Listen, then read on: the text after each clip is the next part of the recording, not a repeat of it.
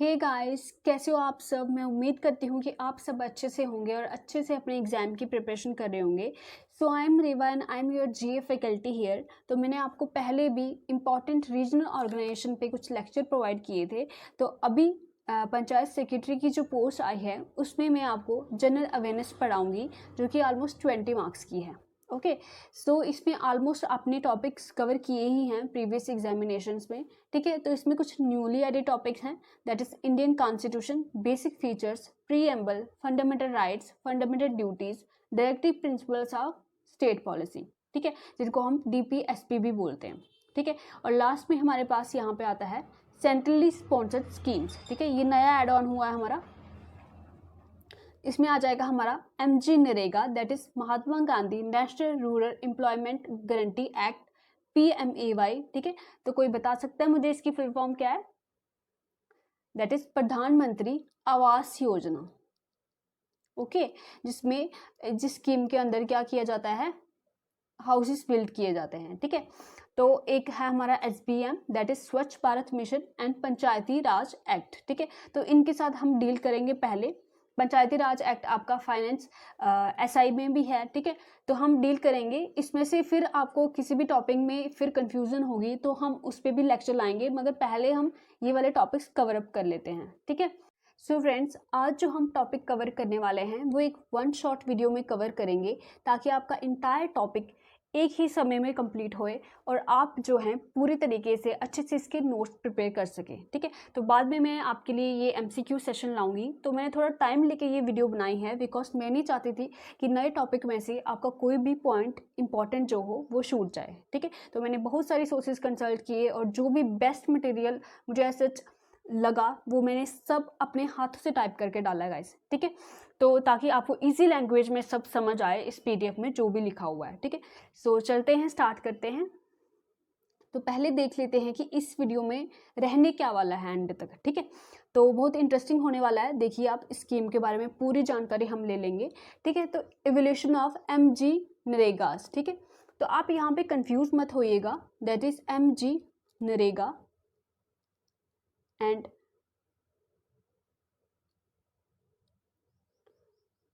MG NREGS. ठीक है, एक में A है लास्ट में और एक में S है। ठीक है, तो ये क्या है बेसिकली MG। ठीक है, MGNREGA। ठीक है, तो ये जो है वो एक्ट है Mahatma Gandhi national rural employment guarantee act, और इसी के अंदर ये स्कीम लॉन्च हुई थी, that is Mahatma Gandhi national rural employment guarantee scheme. Okay, so don't confuse with that. ठीक है, क्लियर। फिर हम इसके एक्ट के बारे में पढ़ेंगे, उसके ऑब्जेक्टिव क्या हैं, फीचर्स क्या हैं, और मनरेगा जो कार्ड है वो कैसे दिखाई देता है। ठीक है, किस तरह से वो दिखता है वो भी मैंने यहाँ पे इंक्लूड किया है, और कुछ स्कीम के पैरामीटर्स क्या हैं, किस तरह से ये स्कीम इम्प्लीमेंट होती है, और कौन कौन सा वर्क है जो इस स्कीम के अंदर किया जा सकता है। ओके, फिर हम इसके इम्पैक्ट देखेंगे, जो भी पॉजिटिव हैं नेगेटिव हैं। ठीक है, दोनों तरह के इम्पैक्ट्स को पढ़ेंगे हम। फिर हम देखेंगे कि रिवाइज्ड वेजेस क्या रहे हैं। ठीक है, मनरेगा में कुछ रिवाइज्ड वेजेस हुई हैं अभी रिसेंटली, तो वो कौन कौन सी वेजेस हैं और जम्मू कश्मीर में वो वेज कितनी हैं। ठीक है, तो की हाईलाइट्स देखेंगे हम रिविजन का, कि किस स्टेट में कितना % हाइक हुआ है वेजेस में और किस स्टेट में हुआ ही नहीं है बिल्कुल भी चेंज। ठीक है, ये सब सारा कंटेंट हम इसमें पढ़ेंगे। और फिर हम NIC, that is national informatics centre, का रोल इसमें क्या है और ये कब इसकी स्थापना हुई, और इसके नए डायरेक्टर जनरल जो हैं अभी रिसेंटली अपॉइंट हुए हैं उनके बारे में भी सब बताया जाएगा आपको। ठीक है, सो बी पेशेंट। वीडियो थोड़ा सा लंबा हो सकता है मगर आपको पूरा कंटेंट इसमें मिलेगा। ओके, तो चलिए स्टार्ट करते हैं। तो आगे बढ़ने से पहले आपके लिए यहाँ पे एक मोटिवेशन कोट है।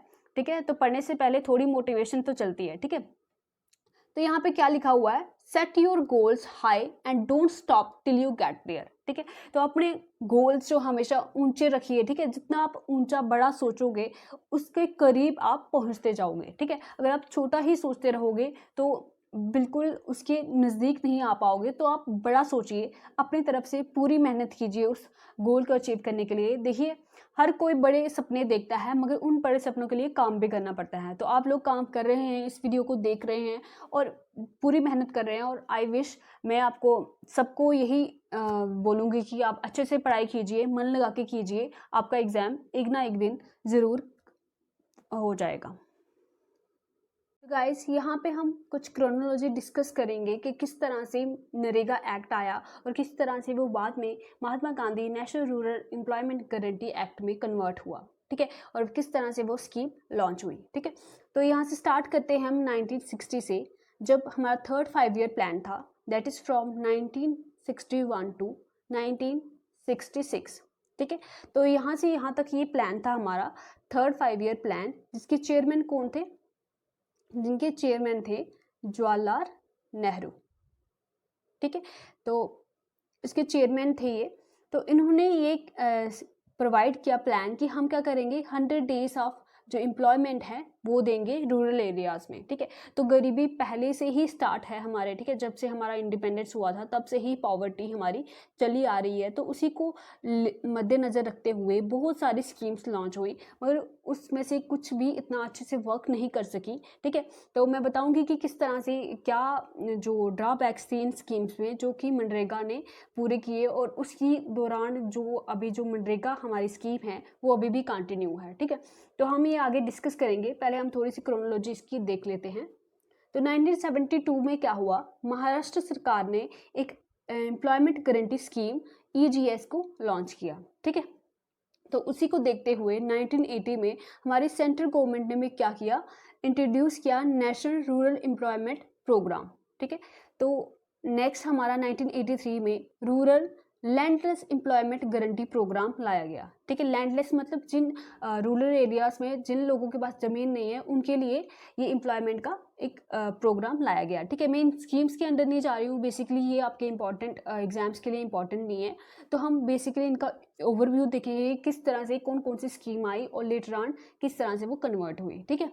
तो 1990 में क्या हुआ, हमारा जो हमारा नेशनल रूरल एम्प्लॉयमेंट प्रोग्राम था, that is NREP and RLEP, ठीक है, rural landless employment guarantee programme, ये दो मर्ज होके क्या बना देते हैं, हमारे जवाहर रोजगार योजना, that is JRY। So next 1993 में हमारा एम्प्लॉयमेंट एश्योरेंस स्कीम आता है, और उसके बाद 2000 में हमारा एम्प्लॉयमेंट एश्योरेंस स्कीम और जवाहर रोजगार योजना मर्ज होके जवाहर ग्राम समृद्धि योजना में कन्वर्ट हो जाते हैं, ओके। सो नेक्स्ट 2001 से 2002 में जो हमारी जवाहर ग्राम समृद्धि योजना थी, वो लेटर ऑन चेंज होके संपूर्ण ग्रामीण रोजगार योजना, दैट इज SGRY में कन्वर्ट होती है, ठीक है। तो 2004 में एक और स्कीम आती है 2004 में, that is national food for work programme, okay, जो कि 150 मोस्ट बैकवर्ड जो डिस्ट्रिक्ट हमारी रूरल एरियाज में रहे उनको ये उनके लिए ये स्कीम बेसिकली लाई गई, ठीक है। तो 2004-05 में फिर हमारा नरेगा एक्ट आ जाता है, ठीक है। नरेगा एक्ट आ जाता है और उसके अंदर ही ये national rural employment guarantee programme introduce होता है, ठीक है। तो ये बिल 18 अगस्त 2005 को इंट्रोड्यूस होता है पार्लियामेंट में, और ऑपरेशनलाइज कब होता है, Feb 2006 में, ठीक है। लेटर ऑन हम इसको सारा अच्छे से डिस्कस करेंगे, मैं आपको थोड़ी सी क्रोनोलॉजी बता रही हूँ, बेसिक आइडिया दे रही हूँ, ठीक है। सो नेक्स्ट फिर लास्ट में क्या होता है कि ये आप याद रखिएगा 2 अक्टूबर 2009 में, ठीक है, जो नरेगा एक्ट था वो हमारा उसका नाम चेंज होके क्या कन्वर्ट हो जाता है, वो Mahatma Gandhi national rural employment guarantee act, ठीक है। और उसी के अंदर हमारी मनरेगा स्कीम आ जाती है, ठीक है। ये आप ज़रूर याद रखिएगा। 2 अक्टूबर को क्या होता है, हमारा महात्मा गांधी जी का बर्थडे होता है, तो उन्हीं के नाम पर ये स्कीम का नाम भी रख दिया जाता है, that is Mahatma Gandhi national rural employment guarantee act, और उसी के अंदर स्कीम। तो अभी हम स्कीम के बारे में पढ़ लेते हैं कि मनरेगा स्कीम बेसिकली है क्या। तो स्कीम से पढ़ने से पहले तो हम देख लेते हैं, 2 टर्म्स होते हैं यहाँ पे, that is centrally sponsored schemes, और एक होता है हमारे पास सेंट्रल सेक्टर स्कीम्स, ओके। सो इन दोनों में क्या डिफरेंस है, ठीक है, अगर किसी को पता है तो वेल एंड गुड, और अगर किसी को नहीं पता है तो मैं यहाँ पे क्लियर कर देती हूँ। सेंट्रली स्पॉन्सर्ड स्कीम्स हमारे पास वो स्कीम्स होती हैं, ओके, सेंट्रली स्पॉन्सर्ड स्कीम हमारे पास वो स्कीम्स होते हैं जिसका लार्ज जो फंड है वो सेंटर देती है, मगर उसमें स्टेट गवर्नमेंट का भी कुछ फंड जो है वो इंक्लूड होता है। ओके, इसमें सेंटर का भी मैक्सिमम शेयर सेंटर का ही होता है, मगर कुछ amount of share state government का भी रहता है। और अगर इम्प्लीमेंटेशन की बात करें तो वो भी कौन कराता है, स्टेट गवर्नमेंट ही कराता है। ठीक है, तो सेंटर का भी शेयर रहता है, स्टेट का भी शेयर रहता है, और जो इम्प्लीमेंटेशन है वो स्टेट कराता है, और लार्ज जो शेयर है वो सेंटर का रहता है। क्लियर यहाँ तक। दूसरा हमारे पास था दैट इज सेंट्रल, एक second, central sector schemes. Okay, सो सेंट्रल सेक्टर स्कीम्स वो स्कीम्स होती हैं जिसके अंदर 100% जो स्टेक होता है, जो शेयर होता है, वो सेंट्रल गवर्नमेंट ही प्रोवाइड करती है। इसमें स्टेट गवर्नमेंट कुछ भी शेयर प्रोवाइड नहीं करती, और इसका इम्प्लीमेंटेशन भी कौन करता है, सेंट्रल गवर्नमेंट ही करती है। ठीक है, क्लियर हुआ, दोनों में डिफरेंस पता चला, सेंट्रली स्पॉन्सर्ड स्कीम्स और सेंट्रल सेक्टर स्कीम्स में। ठीक है, अगर किसी को नहीं पता चला है तो वो रिवाइंड करके वीडियो देख सकता है, उसको क्लियर हो जाएगा। ओके, सो अगर हम सेंट्रल स्पॉन्सर्ड स्कीम्स की कुछ एग्जाम्पल बताएं तो आप बता सकते हैं मुझे, ज़रा बताइए मुझे कमेंट सेक्शन में कौन कौन सी इसकी एग्जाम्पल होगी। तो पहले हमारे पास यही है जो हम डिस्कस कर रहे हैं। दूसरी हमारे पास प्रधानमंत्री ग्राम सड़क योजना, सुना है इस स्कीम के बारे में। ठीक है, तो जिसके अंतर्गत जो रूरल एरियाज है वहाँ रोड बनाए जाते हैं। ठीक है, तो 2000 में लॉन्च हुई थी ये, तो कौन थे उस दौरान पीएम, ये मुझे कमेंट सेक्शन में बताइएगा। ओके, तो ये स्कीम बेसिकली है क्या, सेंट्रली स्पॉन्सर्ड स्कीम है, मतलब इस पे सेंटर और स्टेट दोनों का ही शेयर है, यहाँ तक हमें पता चलता है। ठीक है, पूछ सकते हैं क्वेश्चन कि ये मनरेगा सेंट्रली स्पॉन्सर्ड स्कीम है या सेंट्रल सेक्टर स्कीम है। ठीक है, ये भी क्वेश्चन बन सकता है। अभी तक ये टॉपिक इंक्लूड नहीं हुआ था, इसमें से कुछ भी क्वेश्चन बन सकता है। मेरे हिसाब से जो क्वेश्चन बन सकते हैं वो मैंने हाईलाइट किए हैं, आप इनको ज़रूर अपने नोट्स में ऐड ऑन कीजिएगा। ठीक है, आई होप आपका इन्हीं में से क्वेश्चन बन जाए। ठीक है, तो ये जो स्कीम है वो प्रोवाइड करती है legal guarantee for 100 days of work. कितना days of work, 100 days of work provide करती है ईच ईयर, हर साल, to the unskilled adult member of rural household. ठीक है, याद रखिएगा एक पॉइंट, ये स्कीम सिर्फ रूरल एरियाज़ के लिए है, वो वाले एरियाज़ या वो वाली स्टेट यहाँ पे 100% अर्बन पॉपुलेशन है। ठीक है, अगर 100% अर्बन पॉपुलेशन है, वैसे है नहीं कोई हमारे इंडिया में, इवन दिल्ली में भी रूरल पॉपुलेशन है, तो अगर कोई हमारी ऐसी स्टेट है जहाँ पे 100% रूरल पॉपुलेशन 100% अर्बन पॉपुलेशन होगी, तो वहाँ पे ये स्कीम वर्क नहीं करेगी।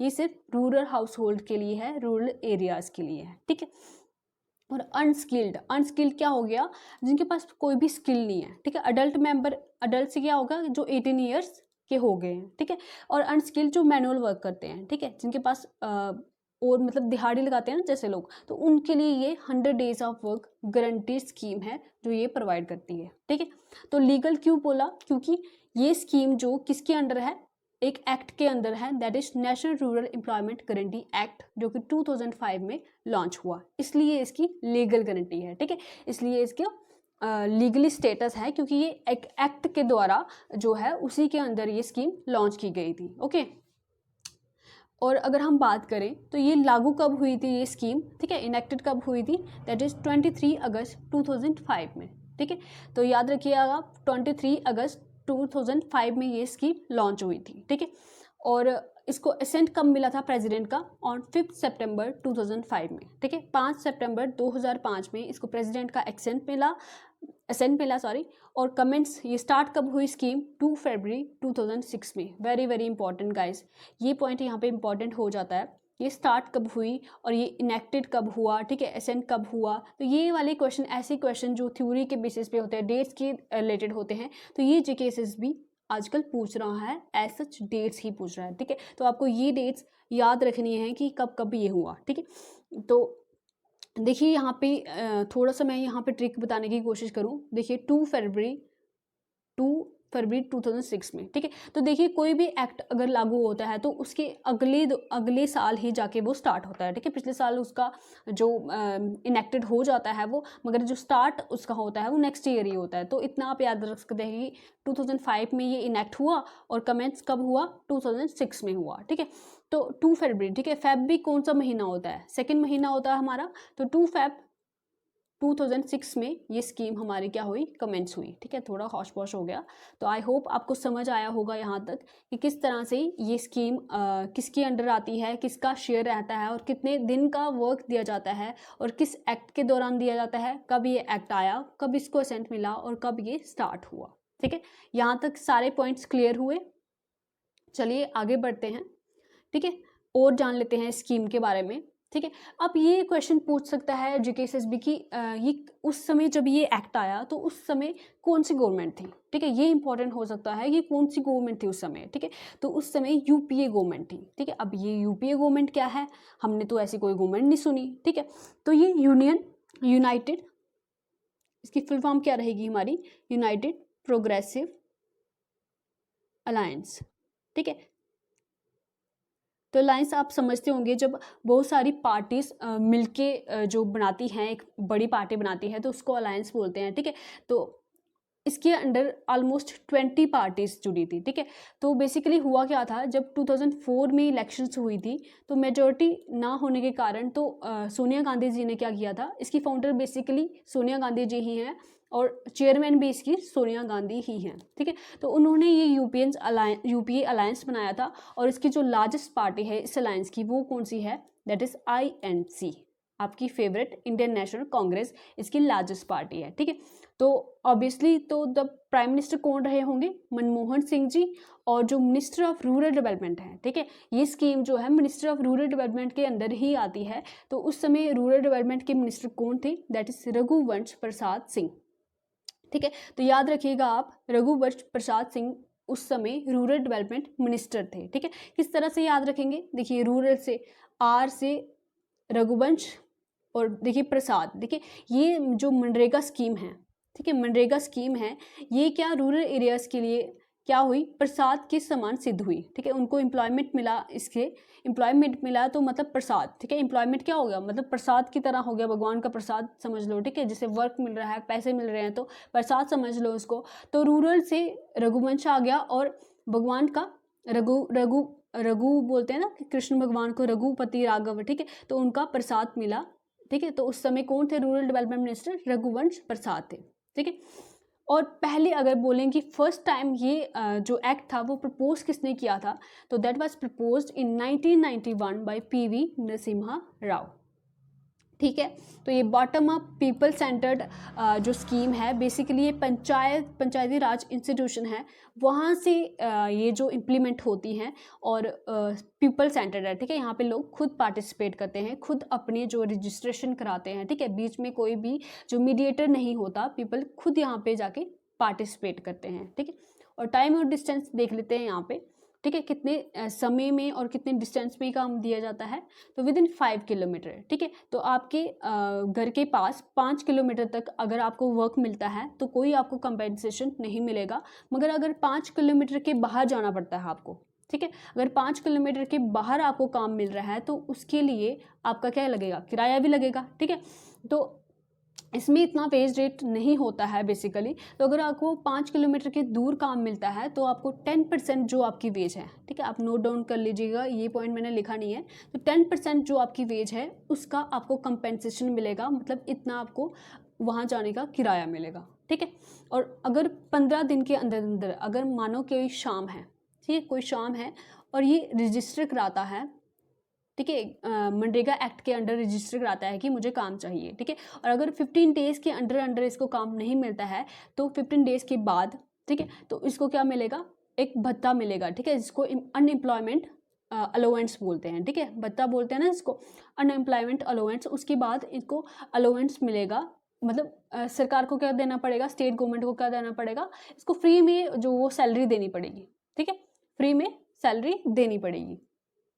अब ऑब्वियसली स्टेट गवर्नमेंट फ्री में तो किसी को कुछ देगी नहीं, ठीक है, तो वो इसमें इसलिए स्टेट गवर्नमेंट ने अच्छे से पार्टिसिपेट किया ताकि फ्री जो है अलाउंस ना देने पड़े, ठीक है। तो बेसिकली मैं आपको बता रही थी कि किस तरह से जो है प्रीवियस जो स्कीम्स हमारी रही हैं, ठीक है, और इस स्कीम में और प्रीवियस जो स्कीम हमारी रही हैं उनमें क्या डिफरेंस था, ठीक है। मनरेगा में और जो प्रीवियस स्कीम रही हैं और मनरेगा स्कीम रही है, इन दोनों में क्या डिफरेंस था कि जो प्रीवियस स्कीम थी इनमें फंड मिलता था, नो डाउट इसमें फंड मिलता था, मगर स्टेट का कोई प्लान नहीं था, ठीक है, स्टेट का कोई प्लान नहीं था और स्टेट इतना पार्टिसिपेट भी नहीं करती थी, ना ही पब्लिक वर्क वहाँ पे वेल डिफाइंड था कि कौन कौन सा वर्क मनरेगा के अंडर किया जाएगा, और ना ही ऐसा कोई कंपेंसेशन का क्या था, कोई भी वहाँ पे प्रोविज़न था, ठीक है। तो इस वक्त इसमें कोई उन्होंने इंटरेस्ट नहीं दिखाया, कोई कंपेंसेशन का था नहीं। मगर मनरेगा में क्या हुआ कि अगर आप उनको 15 दिन के अंदर वर्क नहीं देते हो तो आपको उनको फ्री की सैलरी देनी पड़ेगी, बिना काम के ही आपको उनको सैलरी देनी पड़ेगी। तो स्टेट गवर्नमेंट ने बोला कि फ्री की सैलरी क्यों दे, क्यों ना इनसे काम कराया जाए, तो इसी के अंडर फिर उन्होंने बढ़ चढ़ के पार्टिसिपेट किया और ये स्कीम कुछ हद तक काम कर गई। ओके, और अगर हम बात करते हैं, ठीक है, ये वेरी इंपॉर्टेंट पॉइंट हो जाता है, ठीक है, वुमेन के रिलेटेड कि जो भी टोटल हमारे जो वर्कर्स हैं, ठीक है, मनरेगा के अंडर जो भी वर्क कर रहे हैं उनमें से 1/3 वीमेन होनी ही चाहिए, ठीक है, मस्ट बी देयर, 1/3 वुमेन होनी ही चाहिए, ठीक है। नेक्स्ट हमारा हमने देख लिया कि सेंटर स्पॉन्सर्ड स्कीम्स के अंदर दोनों ही फंडिंग करते हैं, that is centre plus state funding करता है। तो यहीं पे ये पूछा जा सकता है कि इसके अंडर कौन फंडिंग करता है, ठीक है। और वेजेस जो पे की जाती हैं, ठीक है, इस एक्ट के अंदर जो वेजेस पे की जाती हैं वो किस एक्ट के अंदर की जाती हैं, that is under minimum wages act 1948, ठीक है। इस एक्ट के दौरान ये इंपॉर्टेंट हो जाता है गाइस कि किस एक्ट के दौरान इसकी वेजेस पे की जाती हैं, ठीक है। आज अभी तक मैंने आपको जितने भी पॉइंट बताए ये, ठीक है, कमेंट्स कब हुआ सॉरी कमेंट्स कब हुआ, इनेक्ट कब हुआ, ठीक है, कब ये आया और किस तरह से, कौन सी सरकार थी उस समय, रूरल डेवलपमेंट के जो मिनिस्टर थे वो कौन रहे, फर्स्ट टाइम किसने इसको प्रपोज किया, ठीक है, और कैसी स्कीम है ये, bottom up people centre scheme है, कहाँ तक कितने एरिया तक वर्क देना चाहिए, कितने डे के अंदर अंदर वर्क मिलना चाहिए, और अनएम्प्लॉयमेंट अलाउंस भी मिलेगा, और कितनी विमेन जो इसमें पार्टिसिपेट करेंगी वो होनी ही चाहिए, और फंडिंग और वेजेस के बारे में अभी तक हमने कवर कर लिया है, ठीक है। तो we will discuss the objectives of the scheme, ठीक है। तो मेन ऑब्जेक्टिव इनका क्या था कि किस तरह से जो क्रोनिक पॉवर्टी है उसको हटाया जाए और किस तरह से उसके दौरान सस्टेनेबल डेवलपमेंट पे काम किया जाए। ओके, सो इम्प्रूव करता था ये purchasing power of rural people, ठीक है। अब ऑफ कोर्स जब उनको एम्प्लॉयमेंट मिलेगी तो उनके हाथ में पैसा आएगा, और जब पैसा आएगा तो उनकी जो खरीदने की क्षमता है वो भी बढ़ेगी, ठीक है। तो ये इसका एक मेन ऑब्जेक्टिव हो जाता है, एक हो जाता है कि क्रोनिक पॉवर्टी को किस तरह से रिमूव किया जाए और इसके क्या क्या कॉजेज़ हैं उसको भी एड्रेस करना इन स्कीम का मेन ऑब्जेक्टिव था, ठीक है। सो थर्ड यहाँ पे आ जाता है to strengthen the process of decentralisation and empowers Panchayati Raj institutions for planning implementation of these works, ठीक है। तो डिसेंट्रलाइजेशन बेसिकली क्या होता है कि जब सेंटर से जो पावर है वो ग्राउंड लेवल पे दी जाती है, ठीक है, लोअर लेवल पे दी जाती है तो उसको बोलते हैं डिसेंट्रलाइजेशन, ठीक है। तो इसमें पंचायती राज इंस्टीट्यूशंस को पावर दी गई कि वो प्लान करे और इम्प्लीमेंट करे इसका वर्क, ठीक है। आगे हम देखेंगे कि कितना amount of work Panchayati Raj institutions implement कर सकती थी, ठीक है।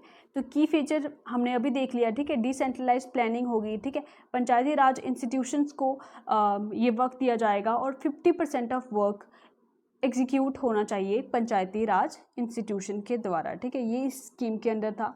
नेक्स्ट यहाँ पे आ जाता है कि एप्लीकेशन प्रोसीजर, इसको किस तरह से हम अप्लाई कर सकते हैं मनरेगा एक्ट के अंडर, ठीक है। तो देखिए यहाँ पे adult members of rural household, ठीक है, यहाँ पे ऐसा नहीं लिखा हुआ है कि कोई पॉवर्टी है, ठीक है, जो गरीब हाउस होल्ड है वही अप्लाई कर सकते हैं, तो ऐसा बिल्कुल नहीं है, ये एक्ट में कहीं भी नहीं लिखा हुआ है, वहाँ पे लिखा हुआ है रूरल हाउस होल्ड, ठीक है। तो जो भी ग्रामीण लोग हैं जिनके पास एम्प्लॉयमेंट नहीं है तो वो यहाँ पे जाके रजिस्टर कर सकते हैं, ठीक है। अडल्ट मैंने आपको पहले बताया जो 18+ होंगे, ठीक है, वो यहाँ पे क्या कर सकते हैं, वर्क के लिए अप्लाई कर सकते हैं। तो आपको करना क्या होगा, वहाँ पे पंचायत में जाके आपको अपना नेम, एज, एड्रेस और फ़ोटो वहाँ पे सबमिट करानी होगी, ठीक है। जब रजिस्टर हो जाएगा तो फिर वो क्या करेंगे, आपको एक कार्ड देंगे जिसको हम मनरेगा कार्ड बोलते हैं। तो मैं आपको अभी दिखाती हूँ कि ये कार्ड दिखता कैसे है, ठीक है। तो इस तरह का कुछ कार्ड हमें दिखता है, ठीक है, जिसमें हम ये लिखते हैं, कैटेगरी लिखते हैं, डेट ऑफ रजिस्ट्रेशन लिखते हैं, एड्रेस लिखते हैं, विलेज, पंचायत, ब्लॉक, ठीक है। ये सब डाटा उस पर्सन का दिया जाता है और वहाँ पे इसकी फ़ोटो आईडी भी लगाई जाती है, ठीक है। इस तरह का कुछ कार्ड बनता है। और फिर क्या किया जाता है कि जब उनकी रजिस्ट्रेशन हो जाती है, फॉर एग्जांपल किसी पर्सन की रजिस्ट्रेशन हो गई, तो वो फिर वहाँ पे एक एप्लीकेशन फॉर्म क्या कर सकता है, राइटिंग में सबमिट कर सकता है पंचायत को या प्रोग्राम ऑफिसर को, ठीक है, जो भी इस प्रोग्राम के रिलेटेड है उनके जो एरिया में, तो उनको वो एक एप्लीकेशन फॉर्म सबमिट करा सकते हैं। और अगर उस एप्लीकेशन को दिए हुए 15 दिन के अंदर अंदर उसको काम नहीं दिया जाता है, तो हमने इसको पहले ही डिस्कस कर लिया है कि उसको क्या मिलता है, अनएम्प्लॉयमेंट अलाउंस मिलता है, ठीक है। आगे हम देख लेते हैं फंडिंग एक्सपेक्ट क्या क्या रहता है इस स्कीम के अंडर, ठीक है। तो फंडिंग कौन कौन करता है हमने देख लिया है अभी, ठीक है। तो 3 मेजर आइटम रहते हैं यहाँ पे एक्सपेंडिचर के, that is wages, material cost and administrative cost, ठीक है। तो वेज बेसिकली जो भी अनस्किल्ड, ठीक है, जो भी बिल्कुल अनस्किल्ड हो गया, जिनके पास कोई भी स्किल नहीं है और पूरी तरह से वो मैनुअल वर्क करते हैं, ठीक है, पूरी तरह से वो मैनुअल वर्क करते हैं, उनकी सेमी स्किल्ड वर्कर्स की, ठीक है। अब जो भी हमने कंस्ट्रक्शन वगैरह वर्क करनी है, उसमें कुछ वर्कर्स तो होंगे जो मतलब सिर्फ दिहाड़ी लगाते हैं ना, कुछ में उसमें मैसन भी होते हैं, ठीक है, जो मिस्त्री वगैरह कुछ स्किल होती है उनमें, वो उनकी वेजेस, और जो स्किल्ड लेबर होती है उनकी वेजेस कौन बेयर करता है, तो 100% यहाँ पे कौन बेयर करता है, सेंटर बेयर करता है। याद रखिएगा कि जो वेज है, ठीक है, जो वेज है उसके साथ कौन डील करता है, 100% सेंटर डील करता है, ठीक है। अगर हम मटेरियल कॉस्ट, ठीक है, अभी जो भी कंस्ट्रक्शन का वर्क हो रहा है उसमें कुछ मटेरियल भी होगा, ठीक है, मटेरियल भी लगेगा, कुछ भी काम करने के लिए मटेरियल तो लगता है ना, तो उसको कौन करेगा, उसमें जो शेयर है 75% सेंटर का है और जो रेस्ट बच जाता है वो स्टेट का है। याद रखिएगा कि वेज में 100% सेंटर का था, मगर यहाँ पे 75% है और बाकी जो रेस्ट बचा हुआ है स्टेट है, क्योंकि है ही ये सेंट्रली स्पॉन्सर स्कीम, ठीक है। नेक्स्ट आ जाती है हमारी एडमिनिस्ट्रेटिव कॉस्ट, ठीक है, जो भी रजिस्ट्रेशन वगैरह का या जो भी ऑफिस लेवल पे जो भी वर्क होता है, तो उसमें जो शेयरिंग है वो सेंटर की 6% रहती है और बाकी जो रेस्ट है, मेजर पोर्शन इस एडमिनिस्ट्रेटिव कॉस्ट में किसका रहता है, स्टेट का रहता है। तो पूछ सकते हैं कि किस में सेंटर का स्टेक जो है, हम जो शेयर है वो 100% रहता है, किस में जो स्टेट का मैक्सिमम शेयर रहता है, और मटेरियल कॉस्ट में किसका कितना शेयर रहता है, ठीक है। तो अगर बन सकता है क्वेश्चन इसमें से, ठीक है, तो आप ध्यान रखिएगा इसको, ठीक है। नेक्स्ट हम पढ़ लेते हैं वर्क साइट फैसिलिटी, ठीक है।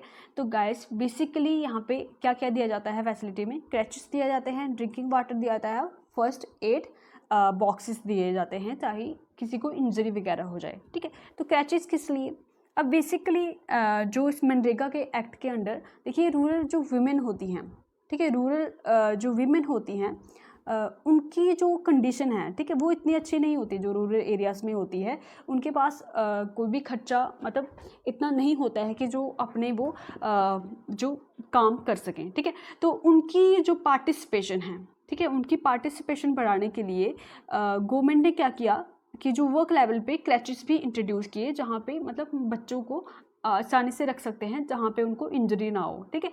तो वुमेन को बेसिकली बच्चों को भी संभालना होता है, तो वुमेन अपने बच्चों को भी संभालें और काम भी करें, ठीक है। तो इसके लिए ही वर्क साइट फैसिलिटी भी मनरेगा के अंदर प्रोवाइड की जाती है, ठीक है। तो ट्रांसपेरेंसी एंड अकाउंटेबिलिटी तो ज़रूरी है, ठीक है। अगर फंडिंग आ रही है सेंटर से तो उसकी ऑडिटिंग तो ज़रूरी है, ठीक है, पैसा कहीं ऐसे ही तो नहीं चला जा रहा, ठीक है। तो सोशल ऑडिट भी यहाँ पे मेजर रोल प्ले करता है, ठीक है। सोशल ऑडिट करता कौन है बेसिकली, तो पंचायत राज इंस्टीट्यूशंस ही करती हैं, ठीक है, पंचायत जो वहाँ की होती है वही करती है। मगर अभी जो रिसेंटली अभी इसमें थोड़ा अपडेट हुआ था कि अब इसमें जो एनजीओ हैं, ठीक है, एनजीओ हैं या इंडिपेंडेंट बॉडीज़ हैं, वो भी इसमें जो है वो सोशल ऑडिट करा सकती हैं, जो भी मनरेगा के अंदर फंडिंग आ रही है, ठीक है। नेक्स्ट हमने कार्ड के बारे में देख लिया, तो भाई हम दूसरे पैरामीटर्स के बारे में बात कर लेते हैं, ठीक है। सो वेरी इंपॉर्टेंट गाइस, यहाँ पे national electronic fund management system that is NEFMS developed by NIC to reduce delay in fund workers will get the payment within 48 hours, ठीक है। तो बेसिकली देखो पहले क्या होता था स्कीम में, ठीक है, यू ऑल नो कि पहले स्कीम्स, देखिए सेंटर फंडिंग तो करता था, ठीक है, सेंटर क्या करते थे, फंडिंग तो आती थी सेंटर से, मगर वहाँ पे कोई भी ऐसा सिस्टम नहीं था कि जहाँ पे डायरेक्टली जो बेनिफिशियरी है उसके अकाउंट में पैसा पहुँचे, ठीक है, ऐसा कुछ प्रोविज़न था नहीं। तो बीच में बहुत सारे, देखिए सेंटर के बीच में बहुत सारे इंटरमीडिएटर आ जाते थे, ठीक है, तो वो वहाँ पे पैसा थोड़ा ले लेते थे, वो पैसा, और जो डायरेक्ट जो बेनिफिशियरी होता था उसके पास जो पैसा पहुँचता था वो बहुत ही कम पहुँचता था, ठीक है। तो इसी को रिड्यूस करने के लिए कि जो reduce delay in the funds, कि जो फंड्स में देरी होती थी और जो भी लीकेज वगैरह भी हो जाती थी, जो फंड्स में बेसिकली होती ही थी, इतना करप्शन था, तो उसी को इम्प्रूव करने के लिए यहाँ पे इलेक्ट्रॉनिक सिस्टम का, ठीक है, सब जगह डिजिटल हो रहा है, तो उसको यहाँ पे इंट्रोड्यूस किया गया, ठीक है, दैट इज़ NEFMS को, जो किसने डेवलप किया है, NIC, ठीक है, NIC stand for national informatic, ठीक है, स्पेलिंग आप देख लीजिएगा इसके, MATIC, इंफॉर्मेटिक सेंटर, ठीक है, स्पेस नहीं बची यहाँ पे, नेशनल इंफॉर्मेटिक सेंटर, ठीक है, आप लिख लीजिए इसको। तो नेशनल इंफॉर्मेटिक सेंटर ने ये जो पोर्टल है वो लॉन्च किया ताकि जो पेमेंट है वो विद इन 48 आवर्स, ठीक है, 48 आवर्स के अंदर हो जाए जो भी बेनिफिशियरी है, और उनमें डिले ना हो, ठीक है, तो डायरेक्टली पेमेंट हो जाए, इसके लिए पोर्टल लॉन्च किया गया। किसने डेवलप किया है, NIC ने, याद रखिएगा, ठीक है। सो आधार कार्ड भी इसके साथ लिंक किए गए ताकि करप्शन के जो चांसेस हैं वो कम हो सके, ओके। सो सीधा डायरेक्ट उनके अकाउंट में जाएगा तो करप्शन बहुत कम होने के चांसेस हो जाते हैं। नेक्स्ट यहाँ पे इंपॉर्टेंट पॉइंट आ जाता है, ठीक है, तो ग्रीवियंस रिड्रेसल मैकेनिज्म, ठीक है, पीछे वाले स्कीम्स में ऐसा कोई भी प्रोविज़न नहीं था कि जिसके दौरान वो अपनी जो शिकायतें हैं वो सरकार के सामने रख सकते हैं, मगर यहाँ पे उन्होंने एक पर्टिकुलर मैकेनिज्म तैयार किया कि स्टेट लेवल ऑफिसर्स को डेजिग्नेट किया गया है कि वो मॉनिटर करें डिस्पोजल ऑफ द कंप्लेंट, ठीक है, जो भी कंप्लेंट्स मनरेगा के मतलब रिलेटेड आ रही है वर्कर्स को, फॉर एग्जांपल कि किसी को वेज कम मिल रही है या किसी को नहीं मिल पा रही है, कोई भी डिस्क्रिमिनेशन किसी के लिए हो रहा है, या जो भी हमारा 15 दिन के बाद भी जो भी अनएम्प्लॉयमेंट अलाउंस है वो नहीं मिल पा रहा है, तो वो कंप्लेंट बॉक्सेस में डाल सकते हैं, जो कि डिस्ट्रिक्ट लेवल पे क्या किए जाएंगे, इंस्टॉल किए जाएंगे, और उनको कौन देखेगा, स्टेट लेवल जो ऑफिसर्स होंगे वो उनको देखेंगे और क्या करेंगे, कंप्लेंट्स को फाइंड आउट करेंगे कि किसकी कंप्लेंट है और किस तरह से इसको क्या किया जाए, डिस्पोज किया जाए या एड्रेस किया जाए, ओके। यहाँ तक क्लियर हुआ हमने क्या किया कि national electronic fund management system introduce किया गया ताकि जो हमारी डिले इन द फंड्स और करप्शन वगैरह को रिड्यूस किया जाए, और हमारे ग्रीवेंस के लिए भी हमने स्टेट लेवल पे क्या किए, ऑफिसर्स अपॉइंट कर लिए ताकि हमारी जो कंप्लेंट्स हैं वो भी अच्छे से रीएड्रेस हो पाए, ठीक है। तो अच्छे से काम चल रहा है, तभी तो ये स्कीम थोड़ी वर्क किया है स्कीम ने, तो अभी भी ये कंटिन्यू है, ठीक है। तो अभी हम देख लेते हैं कि इसका इम्प्लीमेंटेशन किस तरह से होता है, ठीक है। तो यहाँ पे मैंने आपके लिए एक ब्यूटीफुल तरीके से ये चार्ट बनाया है, देख लीजिए, ठीक है। इंडिया में क्या है, इंडिया में है स्टेट्स एंड यूटीज़, ठीक है, India is divided into states and UTs, और स्टेट्स और यूटीज़ में क्या है, ठीक है, बहुत सारी डिस्ट्रिक्ट्स होती हैं, ठीक है, जम्मू कश्मीर में कितनी है, 20 है, ठीक है। तो डिस्ट्रिक्ट्स में क्या होते हैं, ब्लॉक्स होते हैं, और ब्लॉक्स में क्या होते हैं, आगे वार्ड्स होते हैं, ठीक है, सबको पता है, वार्ड मजलिस होती है हमारे पास, है ना, हल्का मजलिस होती है, वार्ड मजलिस होती है ना, पढ़ा है सबने, तो कोई बात नहीं, हम इसको जो हमारा पंचायती राज एक्ट है उसमें मैं आपको ये चीज़ कवर करा दूंगी और आपको सेक्शंस भी लर्न करा दूंगी, okay. So don't you worry, आप इसको पूरे ध्यान से पढ़िए, वो हम कवर कर लेंगे अच्छे से, मैं आपको बता दूंगी कि किस कौन सी सेक्शन इंपॉर्टेंट है और लर्न किस तरह से उसको करें, ओके। सो स्कीम के जो अंडर जो वर्क दिया जाता है, ठीक है, वो ब्लॉक लेवल पे दिया जाता है, ठीक है, इस लेवल पे जो वर्क है वो प्रोवाइड किया जाता है, ठीक है।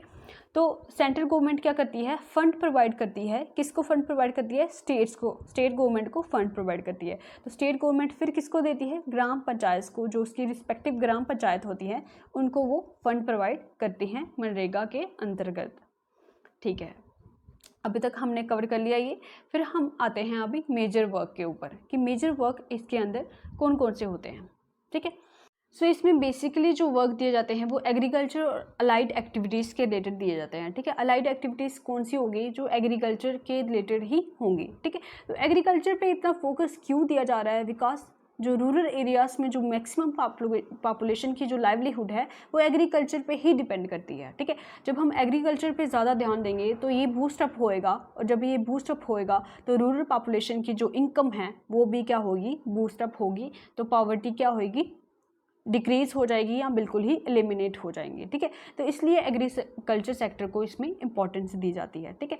तो नेचुरल रिसोर्स मैनेजमेंट हो गया, ठीक है, सॉइल इरोजन से बचाना हो गया, ट्रीज प्लांटेशन होगी, लेक्स बनाना हो गया, पॉन्ड्स बनाना हो गया, ये सब नेचुरल रिसोर्सेज को किया जाता है, यहाँ पे मैनेज किया जाता है, ठीक है। और कम्युनिटी एसेट्स बिल्डअप करना हो गया, ठीक है, कोई भी कंस्ट्रक्शन वर्क जो कम्युनिटी के लिए इंपॉर्टेंट है, ठीक है, जैसे कोई ब्रिज बनाना हो गया, ठीक है, छोटे छोटे ब्रिजेस बनाना, तो ये सब काम इसके अंडर आते हैं।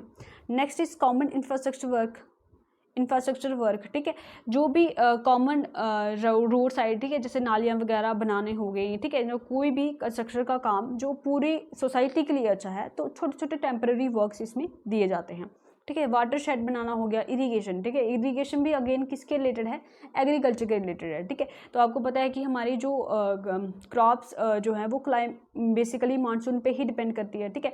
तो कुछ एरियाज में जहाँ पे बारिश नहीं होती है तो वहाँ पे इरीगेशन के लिए भी मनरेगा के अंडर ही प्रोजेक्ट दिए जाते हैं, ठीक है।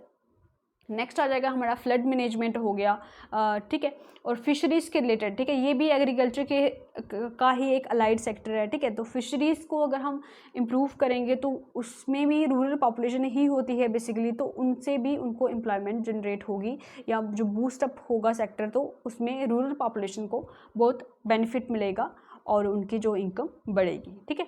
और रूरल ड्रिंकिंग वाटर और सैनिटेशन वर्क में इसमें इंक्लूड किया जाता है, ठीक है। और भी बहुत सारे वर्क हैं, तो मेजरली आप याद रखिए, ठीक है। जो भी आपको भी अपने पॉइंट से जो लगता है कि हाँ इंपॉर्टेंट है, आप खुद भी इसको इंक्लूड कर सकते हैं, okay. So very important guys, यहाँ पे आता है कि नेचर ऑफ द वर्क, कि जो वर्क किया जाता है वो कैसा रहता है, उसका नेचर क्या रहता है, ठीक है।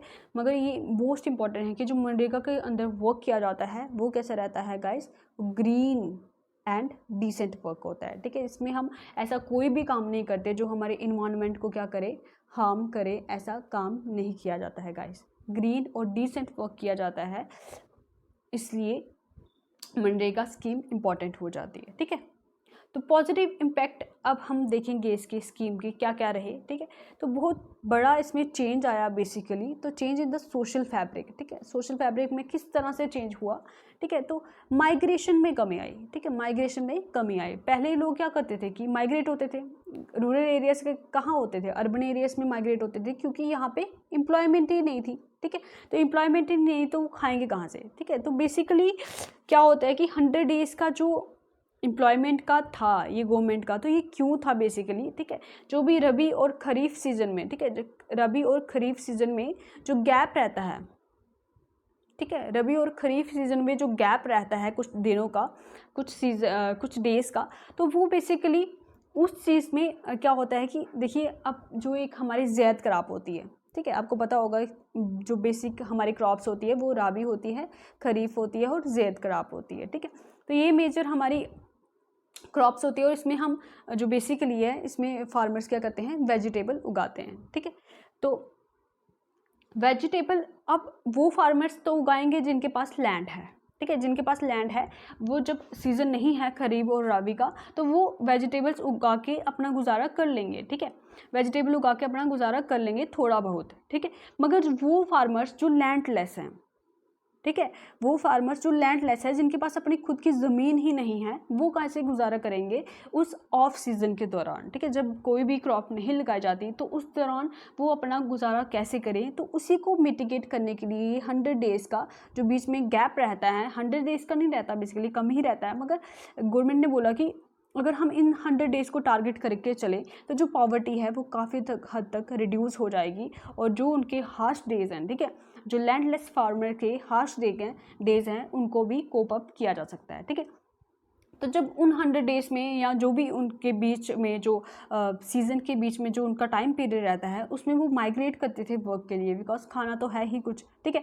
तो उनको वो उसमें क्या हुआ, रिडक्शन हुआ बहुत ज़्यादा, ठीक है। अब वहाँ पे ही एम्प्लॉयमेंट उनको मिलने लगी, तो अब वो वहाँ पे क्यों जाएंगे, बेसिकली कम ही मिलेगी, इसमें इतना वेज रेट नहीं होता, मगर कुछ भी नहीं से कुछ ही अच्छा, ठीक है। तो इसमें माइग्रेशन में कमी आई। नेक्स्ट की हाई पार्टिसिपेशन हुआ यहाँ पे एससी और एसटी कम्युनिटी का, ठीक है। तो ये लोग बहुत ही कम पार्टिसिपेट करते थे, मगर इस स्कीम में इन्होंने भी बढ़ चढ़ के हिस्सा लिया, क्योंकि यहाँ पे जो है अनस्किल्ड मैनुअल वर्क को टारगेट किया जा रहा था, ठीक है। तो इम्प्रूवमेंट हुआ परचेजिंग पावर, ये हम पहले ही डिस्कस कर चुके हैं। देखिए यहाँ पे एक मोस्ट इंपॉर्टेंट पॉइंट आता है equal wages for main and women, ठीक है। Equal wages for main and women, equal wages, ठीक है। मनरेगा के अंडर मेन और वीमेन को दोनों को बराबर की वेज दी जानी चाहिए, ठीक है। बेसिकली क्या होता था कुछ जगह में कि जो वीमेन और मैन हैं, ठीक है, उनको इक्वल वेज नहीं दिया जाता था, ठीक है। वीमेन को मैन के रिलेटेड उतना वेज नहीं दिया जाता था, मगर इस मनरेगा एक्ट के अंदर दोनों को बराबर का हिस्सेदार माना जाना लगा, और इसकी वजह से सोसाइटी में भी वीमेन का जो स्टेटस है वो इम्प्रूव हुआ, ठीक है। अगर सेंटर कुछ ऐसा स्कीम निकाल रही है जिसके अंडर वीमेन को इक्वल इंपॉर्टेंस दी जा रही है, तो सोसाइटी की सोच भी क्या होगी, इससे बदलेगी, ठीक है। तो यहाँ पे ये एक इम्पॉर्टेंट पॉइंट हो जाता है, ठीक है। तो improvement in A rural environment sanitation, ठीक है। जब इस चीज़ पे वर्क होने लगा, इन्वायरमेंट पे वर्क होने लगा और सैनिटेशन पे भी वर्क होने लगा, एक तो जो रूरल एरिया है उनमें इम्प्रूवमेंट आने लगा, और एक तो एम्प्लॉयमेंट भी लोगों को मिलने लगी, ये इसके पॉजिटिव इम्पैक्ट कुछ आ जाते हैं, ठीक है। तो इम्पॉर्टेंट हो जाता है। नेक्स्ट हम पढ़ते हैं नेगेटिव इम्पैक्ट की तरफ, कि नेगेटिव इम्पैक्ट इसके क्या रहे, ठीक है। कुछ पॉजिटिव कुछ नेगेटिव हर इंसान में होता है, हर स्कीम में होता है, हर चीज़ में होता है, मगर हमने वो बेसिकली देखना होता है कि कितना पॉजिटिव हमें उस चीज़ से मिल रहा है, ठीक है। नेगेटिव को इग्नोर मत कीजिए, देख लीजिए कि उसमें ज़्यादा पॉजिटिव है या ज़्यादा नेगेटिव, ठीक है। अगर आपने कोई डिसीजन भी लेना हो तो दोनों देखिए, प्रोस भी देखिए उसके, कॉइन्स भी देखिए, ठीक है। और देख लीजिए कि ज़्यादा इम्पैक्टफुल क्या है। अगर आपको लगता है कि इसके नेगेटिव इम्पैक्ट ज़्यादा हैं तो उस डिसीज़न को छोड़ दीजिए, और अगर आपको लगता है कि इसके पॉजिटिव ज़्यादा हैं, मैं डील कर लूँगा, तो डिसीज़न ले लीजिए।